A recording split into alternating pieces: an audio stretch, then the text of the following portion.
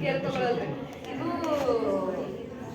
ಕುಂಡರಿ ಉಳ್ಕೊಂಡು ಹೊಡೆದೋಗಿರ್ತದ್ರಿ, ಅಲ್ಲೇ ನೀರು ನಿಂತವ್ರಿ. ಇದು ಕೂಡ ಅದೇ ಥರ ಆಗ್ತದೆ.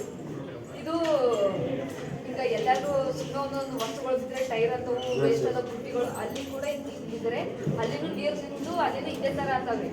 ಅದೇ ಥರ ಸೊಳ್ಳೆ ಜೀವನ ಚಕ್ರವನ್ನು ನಡೆಸ್ತದ್ರಿ ಇಲ್ಲಿ ಬಿ. ಇವಾಗ ಮಲೇರಿಯಾ ಮುಕ್ತ ವಲಯ ರೀ. ಇದು ನೋಡ್ರಿ ಭಾಳ ಡಿಫ್ರೆಂಟ್ ಅಲ್ರಿ. ಇದು ಮಲೇರಿಯಾ ಮುಕ್ತ ವಲಯ. ಇಲ್ಲಿ ತೆರೆದ ಬಾವಿಯಲ್ಲರಿ, ಇಲ್ಲಿ ಮುಚ್ಚಿದ ಬಾವಿ. ಇಲ್ಲಿ ತೆರೆದ ಬಾವಿಯಲ್ಲಿನೂ ತನ್ನ ಜೀವನ ಚಕ್ರವನ್ನು ನಡೆಸ್ತಿದ್ರೆ, ಆದ್ರೆ ಮುಚ್ಚಿದ ಬಾವಿಯಲ್ಲಿ ತನ್ನ ಜೀವನ ಚಕ್ರ ನಡೆಸಲ್ರಿ.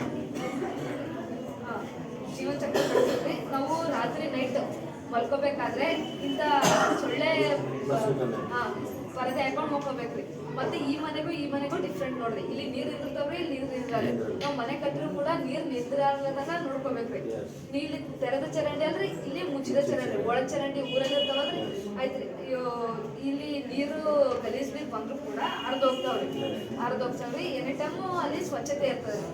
ಈ ರಸ್ತೆ ನೋಡ್ರಿ, ಈ ರಸ್ತೆ ನೀಟಾಗಿರ್ತದೆ, ಈ ರಸ್ತೆ ನೀಟಾಗಿರಲ್ರಿ.